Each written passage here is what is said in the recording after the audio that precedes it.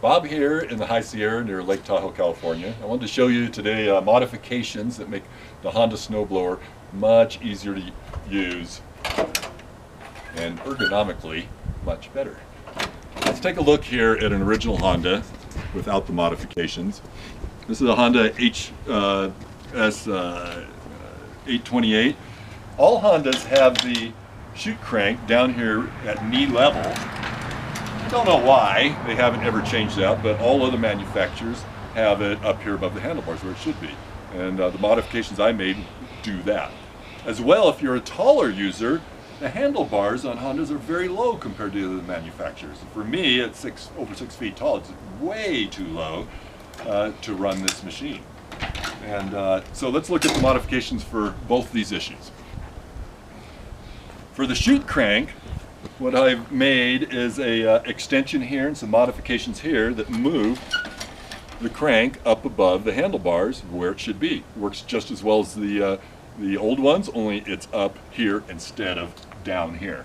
If you have the Honda headlight up front, it works around that.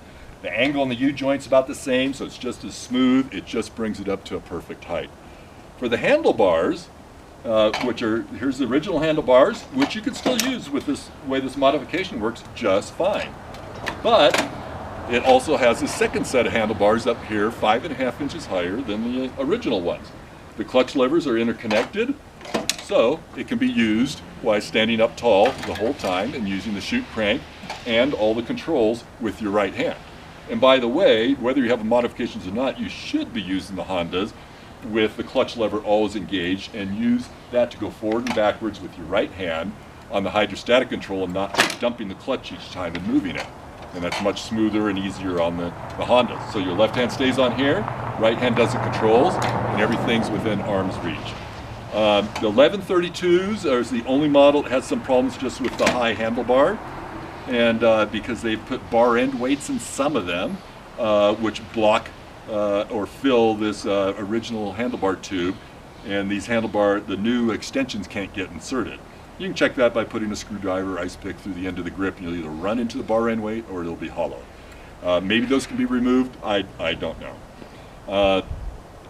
And other than that, if you're a good welder, fabricator, feel free to use these ideas. If you'd like to purchase this, I've been making these for 10 years. You can contact me through Reno, Tahoe, Craigslist. Just search up Snowblower, Honda Snowblower, and or something similar. It'll bring up the ads, and I have those ads up fall through winter, and it has contact information where you can call me. And I've made plenty of these over the last 10 years. They work great. They don't break. And thank you for listening.